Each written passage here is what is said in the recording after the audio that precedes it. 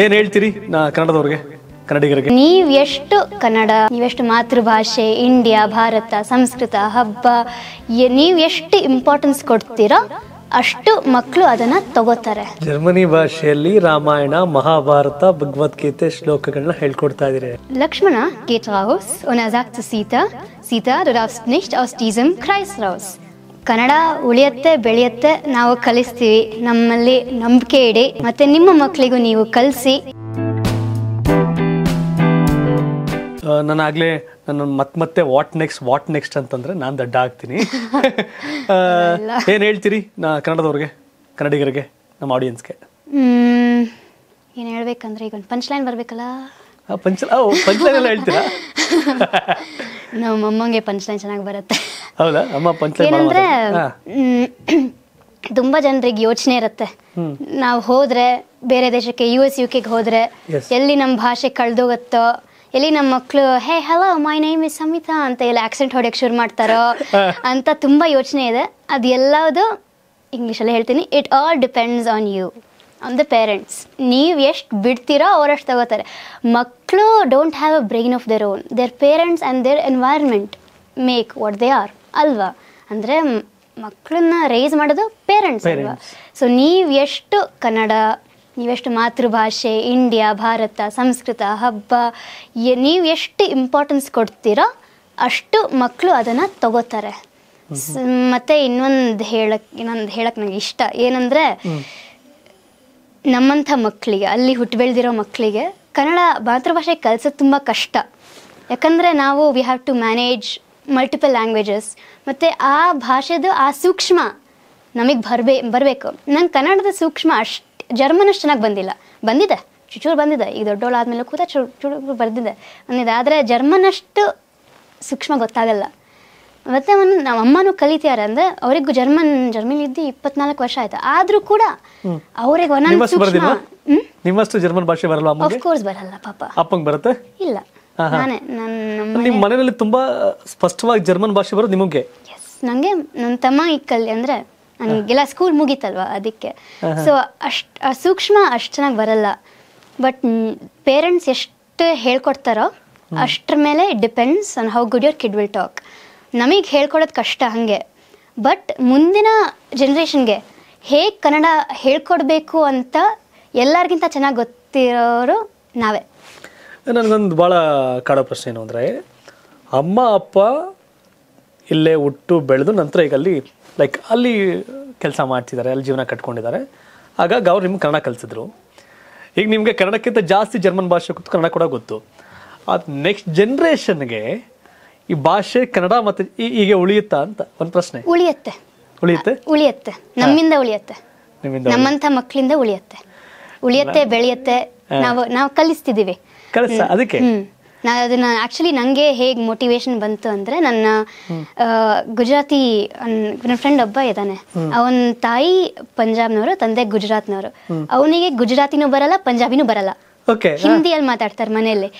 So ಅವನನ್ನ ಅಣಗಿಸಿ ಒಂಥರ ಚಿಡ್ಸಿ, ಇಲ್ಲ ನಿಂಗೆ ಏನು ಬರಲ್ವಲ್ಲ, ಚೆನ್ನಾಗಿ you got a wonderful opportunity of saying I am 5 lingual ಅಂತ. ಯಾಕೋ ಅಂತ ನೋಡ, ನಂಗೆ ಹೇಳ್ಕೊಡೋರು ಯಾರೂ ಇರಲಿಲ್ಲ, ಅಮ್ಮಂಗೆ ಅಪ್ಪಂಗೆ ನಾವು ಜರ್ಮನ್ ಮಾತಾಡಬೇಕು ಅಂತ ಹಿಂದಿ ಅವರಿಬ್ಬರು ಮಧ್ಯೆ ಹಿಂದಿ ಮಾತಾಡೋದು. ಅದಕ್ಕೆ ನಂಗೆ ಹಿಂದಿ ಬಂತು, ನನಗೂ ಯಾರೊಬ್ರು ಇದ್ದಿದ್ರೆ ಚೆನ್ನಾಗಿರ್ತಿತ್ತು, ನಮ್ಮ ಥರ ಇದ್ದಿದ್ರೆ ಚೆನ್ನಾಗಿರ್ತಿತ್ತು ಅಂತ. ಸೊ ನಂಗದ್ದು ಥರ ಚೂರು ಪ್ರಿಕ್ ಆಯ್ತು. ಅಂದರೆ ನಾನಿದ್ದೀನಲ್ವಾ ಕನ್ನಡ ಮಕ್ಕಳಿಗೆ, ನಾನು ಮಾಡಬಹುದು. ಲೈಕ್ ಒರಿಜಿನಲಿ ಅಮ್ಮ ಕನ್ನಡ ಶಾಲೆ ಶುರು ಮಾಡಿದಾಗ I was like, oh that's great, wonderful, do. But then ಆ ಥರ ಈಗ ಮಾತು ಬಂದಾಗ, ನನ್ನ ಫ್ರೆಂಡ್ಸ್ ಜೊತೆ ಮಾತು ಬಂದಾಗ ಒಂಥರ ಆಯ್ತು, ನಾನು ಮಾಡ್ತೀನಿ, ಇಟ್ಸ್ ಡೂ ಇಟ್, ಅದರಲ್ಲಿ ಏನು ಮಾಡೋಣ ಅಂತ ನಾನು. ಸಂಗೀತ, ನಮಗೆ ನಿಮ್ಮ ಮಾತು ಕೇಳ್ತಿದ್ರೆ ಹೇಗನ್ಸುತ್ತೆ ಅಂದರೆ, ಗುಜರಾತಿ ಮತ್ತು ಪಂಜಾಬಿ ಅವರಿಬ್ಬರು ಮಗು, ಅವನು ಹಿಂದಿ ಮಾತಾಡ್ತಾನೆ, ಗುಜರಾತಿನೂ ಮಾತಾಡಲ್ಲ, ಪಂಜಾಬಿ ಭಾಷೆನೂ ಮಾತಾಡಲ್ಲ. ಬಟ್ ಗುಜರಾತಿ ಭಾಷೆ ಹೊರಭಾಗದಲ್ಲಿ ಎಲ್ಲೋ ಕ್ಷೀಣಿಸ್ದಂಗೆ ಹಂಗೆ ಆ ಥರ ಇದಾದಾಗ ನೀವು ಕನ್ನಡ ಉಳಿಸ್ತೀನಿ, ಹೇಳ್ಕೊಡ್ತೀನಿ ಅನ್ನೋ ಒಂದು ಭಾವನೆ ಇದೆಯಲ್ಲ, ಖುಷಿ ಇದೆಯಲ್ಲ, ಕೇಳಿಸ್ಕೊಂಡ್ರೆ ಒಂಥರ ಮೈ ರೋಮಾಂಚನ ಅನಿಸುತ್ತೆ. ಈಗ ನೆಕ್ಸ್ಟು ನೀವು ಕೂಡ ಹೇಳ್ಕೊಡ್ತಿದ್ದೀರಿ, ಇವೆಲ್ಲ ಅದ್ಭುತವಾಗಿ ನಿಮ್ಮ ಬಾಯೆಲ್ಲ ಕೇಳಿದ್ವಿ ನಾವೀಗ ಸಾಂಗ್ಗಳನ್ನ, ಮತ್ತು ಮಕ್ಕಳಿಗೆ ಹೇಳುವಂಥ ಇದನ್ನು. ಮಕ್ಕಳ ರಿಯಾಕ್ಷನ್ಸ್ ಹೇಗಿರುತ್ತೆ? ಇಷ್ಟಪಡ್ತವೆ. ಅಂದ್ರೆ ಮಕ್ಕಳಿಗೆ ಏನಂದ್ರೆ ಅ ಆ ಇ ಈ ಉ ಹೇಳಿದ್ರೆ ಅಲ್ಲೇ ನಿದ್ದೆ ಬರುತ್ತೆ. ಈಗ ಬೇಟೆಗಾರ ಬಂದ ಬಿಲ್ಲು ಬಾಣ ತಂದ ಅಂತ ಆಕ್ಷನ್ಸ್ ತೋರಿಸಿ, ಆಮೇಲೆ ಕಾಡು ಹಂದಿ ಕೊಂದ ಅವನ್ ಸೋತೋದ, ಹುಲಿರಾಯ ಬಂದ ಹೊಟ್ಟೆ ತುಂಬ ತಿಂದ, ಯಾರು ತಿಂದ, ಯಾರನ್ ತಿಂತು, ಹುಲಿ ಬಂದು ಯಾರಂತ, ಬೇಟೆಗಾರ ಬಂದು ಹುಲಿನ ಕೊಂದ್ಬಿಡ್ತಾ ಏನಾಯ್ತು, ಹಂಗೆ ಮಕ್ಳ ತಲೆಯಲ್ಲಿ ಹಂಗಾಗುತ್ತೆ. So they will start thinking about ಅವ್ರ ಸಮಿತಾ ಮ್ಯಾಮ್ ಈಗ ಏನು ಹೇಳ್ತಾರೆ ನನಗೆ, ಅವ್ರಿಗೆ ಯೋಚನೆ ಬರುತ್ತೆ ಬೇಟೆಗಾರ ಅಂದರೆ ಏನು, ನಾನು ನೋಡಿದ್ದೀನ ಬೇಟೆಗಾರ, ನಮ್ಮ ಅಜ್ಜಿಗೆ ಮನೇಲಿ ತೋಟ ಇದೆ, ಅಲ್ಲಿ ಬರ್ತಾನ ಬೇಟೆಗಾರ, ತೋಟಕ್ಕೆ ಬಂದ, ಎಲ್ಲ ತೋಟಕ್ಕೆ ಹೋಗೋ ತಿಮ್ಮ ಎಲ್ಲ ಹಾಡಿದೆಲ್ಲ, ನಾನು ಹೋಗಿದ್ದೀನಿ ತೋಟಕ್ಕೆ, ನಮ್ಮ ಅಜ್ಜಿ ಮನೇಲಿ ತೋಟ ಇದೆ. ಸೊ ನಾವು ಹೇಗೆ ಹೇಳ್ಕೊಡ್ತೀವೋ ಮಕ್ಕಳು ರಿಲೇಟ್ ಮಾಡ್ಕೋತವೆ ಅವ್ರವ್ರ ಇದಕ್ಕೆ. ಎಸ್ ಸಂಹಿತಾ, ಏನು ಸ್ಪೆಷಲ್ ನೀವು? ನಾ ಇರೋದೇ ಸ್ಪೆಷಲ್ಲು. ನಿಮಗೆ ನಿಮ್ಮ ಬಗ್ಗೆ ಖುಷಿ ಆಗೋದೇನು? ನನಗೆ ಏನು ಮಾಡಿದ್ರು ನಂಗೆ ಬೋರ್ ಆಗಲ್ಲ. ಈಗ even if I in a room alone, I can sing, I can dance, I can talk to myself, ಏನಾದರೂ ನಂಗೆ ಹಾಗೆ. ಸೊ ವೀಕ್ಲಿ ಒನ್ಸ್ ಈ ಕನ್ನಡ ಶಾಲೆ ಈ ಪಾಠದ ಸಂದರ್ಭ ಈ ಸನ್ನಿವೇಶದಲ್ಲಿ ಪೇರೆಂಟ್ಸ್ ಏನು ಹೇಳ್ತಾರೆ ನಿಮಗೆ? ಖುಷಿ ಪಡ್ತಾರೆ, ಅಂದರೆ ಏನೂ ಹೇಳಲ್ಲ, ಕಾಂಪ್ಲಿಮೆಂಟ್ಸ್ ಇರುತ್ತಲ್ಲ, ಇಟ್ಸ್ ಅಕ್ಸೆಪ್ಟೆಡ್ ಆಸ್ ನಾರ್ಮಲ್. ಅಂದರೆ ಸಮಯದ ಕನ್ನಡ ಶಾಲೆ ಆನ್ಲೈನ್ ಶಾಲೆ ಮಾಡ್ತಾಳೆ. ಮತ್ತು ಇನ್ನೇನು ಚೂರು ಹೇಳ್ಕೋಬೇಕಂದ್ರೆ, ನಾನು ಹಿಂದೂ ಸ್ವಯಂ ಸೇವಕ್ ಸಂಘ ಮ್ಯೂನಿಕ್ ಶಾಖೆನಲ್ಲಿ ಬಾಲಗೋಕುಲಂ ಶಿಕ್ಷಕಿಯಾಗಿದ್ದೀನಿ. ಬಾಲಗೋಕುಲಂ ಅಂದರೆ ಆಲ್ ಇಂಡಿಯಾ ಮಕ್ಕಳಿಗೆ, ಹಿಂದೂ ಮಕ್ಕಳಿಗೆ ಶ್ಲೋಕ, ನಮ್ಮ ರಾಮಾಯಣ ಮಹಾಭಾರತ ಮತ್ತು ಹಬ್ಬದ ವಿಶೇಷ ಆ ಥರದ್ದೆಲ್ಲ ಹೇಳ್ಕೊಡೋದು. ಯಾವ ಭಾಷೆಯಲ್ಲಿ ಹೇಳ್ತೀರಿ? ಜರ್ಮನಲ್ಲಿ. ದಟ್ ಇಸ್ ಅ ಸ್ಪೆಷಾಲಿಟಿ ನಮ್ಮ ಮ್ಯೂನಿಕ್ ಶಾಖೆನಲ್ಲಿ. ಬೇರೆ ಶಾಖೆಗಳಲ್ಲಿ ನಮ್ಮ HSS ಇಂದ ನಾವು ಇಂಗ್ಲೀಷ್ ಅಥವಾ ಹಿಂದಿಯಲ್ಲಿ ಹೇಳ್ಕೊಡ್ತೀವಿ. ನಾನು ಅಲ್ಲಿ ಜರ್ಮನ್ ಭಾಷೆಯಲ್ಲಿ ಶ್ಲೋಕಗಳು, ರಾಮಾಯಣ ಮಹಾಭಾರತ ಹೇಳ್ತಿದ್ರಿ. ಹೌದು. ಓಕೆ, ನಮ್ಗೆ ಈಗ ಬಹುತೇಕ ಮಂದಿಗೆ ಅರ್ಥ ಆಗಲ್ಲ, ಜರ್ಮನ್ ಭಾಷೆಯವ್ರು ಮಾತ್ರ ಅರ್ಥ ಆಗುತ್ತೆ. ಜರ್ಮನ್ ಭಾಷೆಯಲ್ಲಿ ರಾಮಾಯಣನೋ ಮಹಾಭಾರತನೋ ಇದ್ರ ಬಗ್ಗೆ ಹೇಳೋದಾದ್ರೆ ಏನ್ ಹೇಳ್ತೀರಿ? ಅಂದ್ರೆ ನಾನು ಒಂದು ತುಳಸಿದಾಸ್ ರಾಮಾಯಣನ ಅಮರ್ ಚಿತ್ರಕಥಾ ಇದೆ, ನಿಮ್ಗೆ ಗೊತ್ತಲ್ಲ, ಕಾಮಿಕ್ ಬುಕ್ಸ್, ಅದನ್ನ ಇಟ್ಕೊಂಡು ನಾನು ಜರ್ಮನಲ್ಲಿ ಎಕ್ಸ್ಪ್ಲೇನ್ ಮಾಡ್ತೀನಿ ಮಕ್ಕಳಿಗೆ. ಅಂದ್ರೆ ಹೇಳ್ಬೋದಾ ಅದನ್ನ? ಫಾರ್ ಎಕ್ಸಾಂಪಲ್, ಸೀತಾ ಕಿಡ್ನಾಪ್ ಆಗಿರೋ ಸೀನಲ್ಲಿ, also Lakshmana geht raus und er sagt zu Sita, du darfst nicht aus diesem Kreis raus. Kreis ಅಂದರೆ ಲಕ್ಷ್ಮಣ ರೇಖಾ. ನನ್ನ Sita says I go picture by picture and ಜರ್ಮನಿಯಲ್ಲಿ ಎಕ್ಸ್ಪ್ಲೇನ್ ಮಾಡ್ತೀನಿ. ಈಗ ಅರ್ಥ ಆಗಲಿಲ್ಲ ಅಂದರೆ ಇಂಗ್ಲೀಷಲ್ಲೂ ಅಂದರೆ ಎಕ್ಸ್ಪ್ಲೇನ್ ಮಾಡಿ ಅಥವಾ ಹಾಗೂ ಹೇಳ್ತೀನಿ. ಬಟ್ ಅವ್ರಿಗೆ ಜರ್ಮನಲ್ಲಿ ಎಷ್ಟು ಸುಲಭ ಕೇಳುತ್ತೋ ಅವರಿಗೂ ಎಕ್ಸ್ಪ್ಲೇನ್ ಮಾಡೋಕ್ಕೆ ಸುಲಭ ಫ್ರೆಂಡ್ಸಿಗೆ. ಈಗ that was my biggest problem ಚಿಕ್ಕವಳಾಗಿದ್ದಾಗ. ನನಗೆ ಗೊತ್ತಿತ್ತು, ತುಂಬ ಗೊತ್ತಿತ್ತು, ಪುರಾಣ ಕಥೆಗಳು ತುಂಬ ಗೊತ್ತಿತ್ತು, ಆದರೆ ಜರ್ಮನಲ್ಲಿ ನನ್ನ ಫ್ರೆಂಡ್ಸಿಗೆ ಹೇಳೋಕ್ಕೆ ಕಷ್ಟ ಆಗಿತ್ತು. So since I know that struggle, ಮಕ್ಕಳಿಗೆ ಸುಲಭ ಆಗಲಿ, ಅವ್ರ ಫ್ರೆಂಡ್ಸಿಗೆ ಮತ್ತು ಅವರ ತಲೆಗೆ ಚೆನ್ನಾಗಿ ಹೋಗಲಿ ಅಂತ ಜರ್ಮನಿಯಲ್ಲಿ ಹೇಳ್ಕೊಡ್ತೀನಿ. ಜರ್ಮನಿ ಭಾಷೆಯಲ್ಲಿ ರಾಮಾಯಣ ಮಹಾಭಾರತ ಭಗವದ್ಗೀತೆ ಶ್ಲೋಕಗಳನ್ನ ಹೇಳ್ಕೊಡ್ತಾ ಇದ್ದೀರಿ. ಭಾಳ ಖುಷಿ ಆಗುತ್ತೆ.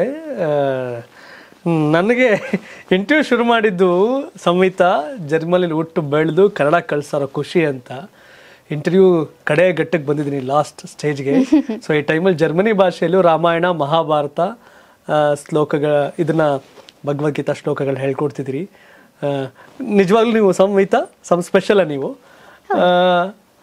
ಏನು ಸಜೆಸ್ಟ್ ಮಾಡ್ತೀರಿ ಅಂತ ಕೇಳಂಗಿಲ್ಲ, ಅವ್ರವ್ರ ಲೈಫ್ ಅವ್ರವ್ರು ನೋಡ್ಕೊಳ್ಳಿ ಅಂತ ಹೇಳ್ತೀವಿ. It's fine. Okay, Karnataka TV ಬಂದ್ರಿ, ಇವತ್ತು ಇಂಟರ್ವ್ಯೂ ಕೊಡ್ತಿದ್ರಿ. ಮೀಡಿಯಾ ಇಂಟರ್ವ್ಯೂ ಯಾವುದು ಕೊಟ್ಟಿಲ್ಲ ಅಲ್ಲ? ಇಲ್ಲ ಇಲ್ಲ. ಏನು ಅನ್ಸುತ್ತೆ ಇವತ್ತು? ಏನು ಅನಿಸ್ತು interaction? It was easier than I thought.